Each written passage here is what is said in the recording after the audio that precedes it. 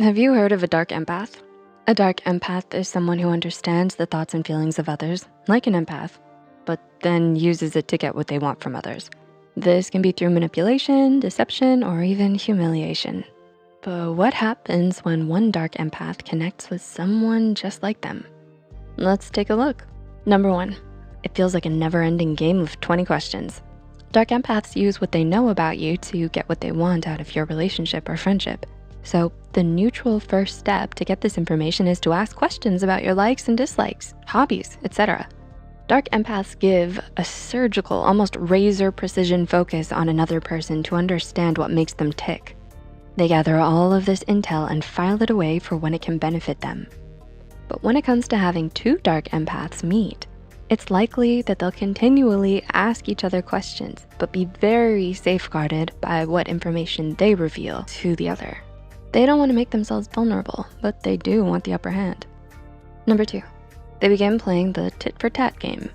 Dark empaths often need to be at the center of attention.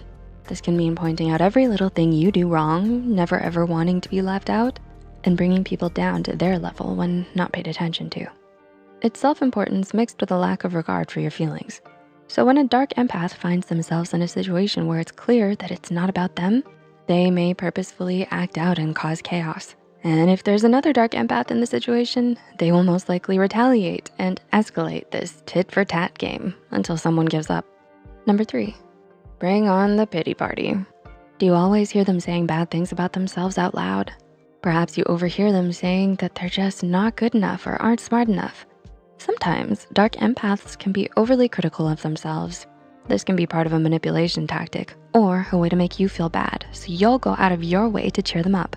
But add a second dark empath and now you have the pity Olympics. Number 4, one-upping.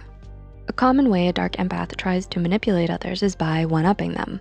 This is when someone has to beat or up whatever you said by taking it another notch to seem cooler, more favorable, and likable. For example, your friend calls you and says that they're getting a raise at work. Instead of congratulating them, a dark empath might say, "Oh, they told me I was getting mine a week ago. Guess you were last to get yours." This person just made themselves seem more important and better off because they got the raise first, whether it was true or not. And number 5, things may not end on a positive note. There's not a lot of positivity when it comes to dark empaths since they tend to just talk about themselves and what they want. And so when you have two dark empaths interacting, you're doubling all that toxic behavior, which will likely result in causing others to feel stupid, angry, or small. After all, a dark empath is part narcissist. Remember, the distinction is that the narcissist does this to be number 1 and won't think of anyone else. The dark empath, however, wants to be number 1, but will calculate how they're able to step on others in order to do so. Did anything shock you? Let us know in the comments below. If you found this video helpful, be sure to like, subscribe, and share this video with those who might benefit from it. And don't forget to hit the notification bell icon to get notified whenever Psych2Go posts a new video. The references and studies used in this video are added in the description below. Thanks so much for watching and see you in the next one.